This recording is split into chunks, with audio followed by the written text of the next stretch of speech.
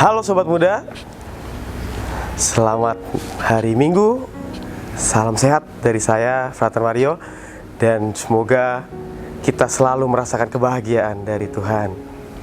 Nah, pada hari Minggu, pekan biasa yang ke-26 ini, ada 3 bacaan yang hendak kita renungkan bersama, yaitu Allah yang sungguh mengasihi kita dengan caranya tersendiri. Nah, untuk memulai renungan ini, Frater ingin membawakan sedikit cerita singkat untuk mengantar kita kepada permenungan. Ya, pada suatu ketika hiduplah 2 orang pemuda bersahabat. Sebut saja namanya Yono dan Cipung.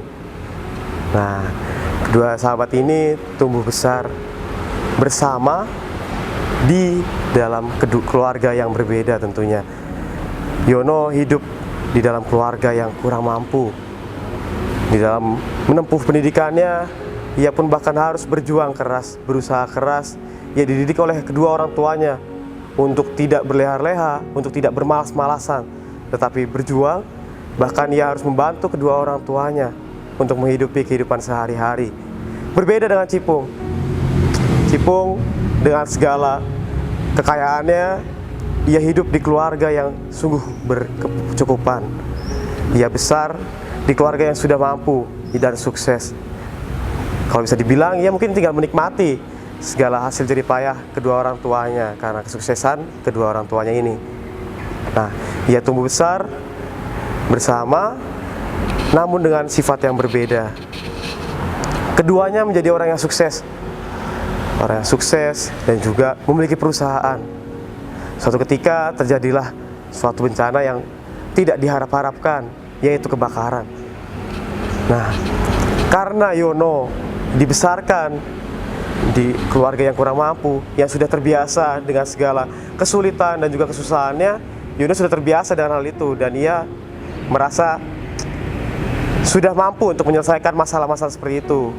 Dan berbeda dengan Cipung, ia yang hidupnya berfoya-foya, ia yang menikmati segala kekayaannya dan juga memperoleh segala kesuksesannya ini melalui orang tuanya.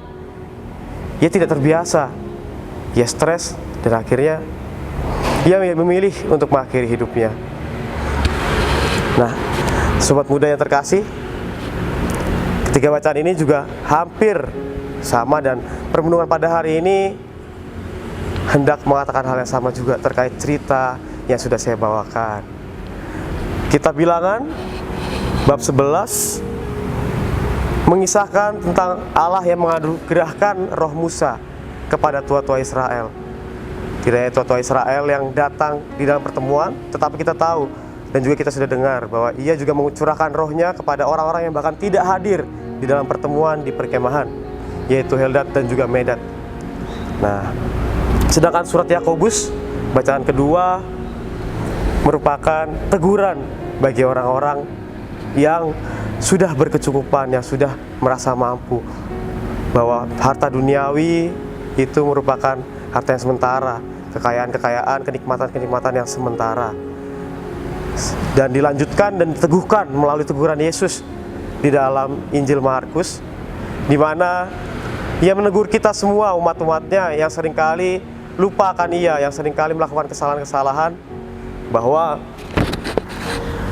jika tanganmu menyesatkan engkau, penggalah, karena lebih baik bagimu dengan tangan terkudung masuk ke dalam hidup daripada dengan utuh kedua belah tangan tapi dibuang ke dalam neraka. Nah, teguran keras ini mengajak kita semua, dan melalui bacaan-bacaan yang sudah kita dengarkan, kita diajak bersama-sama melalui kitab Bilangan untuk bersyukur, untuk menyadari betapa Allah sungguh mengasihi kita.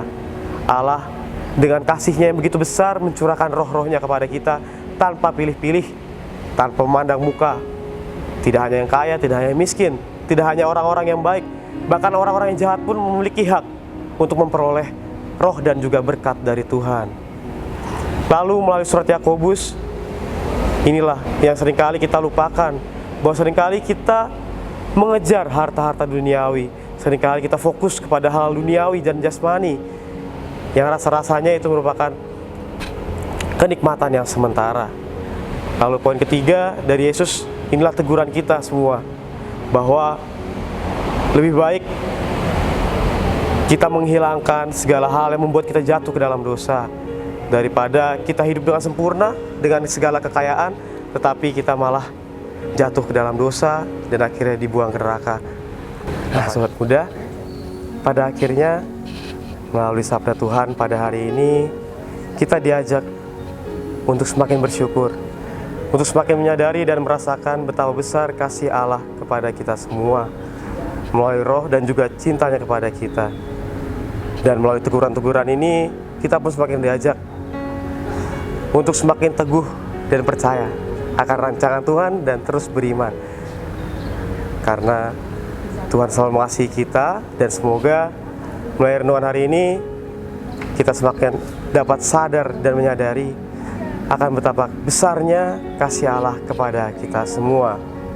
Semoga renungan ini dapat membantu kita semua dan juga sobat muda khususnya untuk semakin bersyukur dan bahagia di dalam kasih Tuhan. Tuhan memberkati.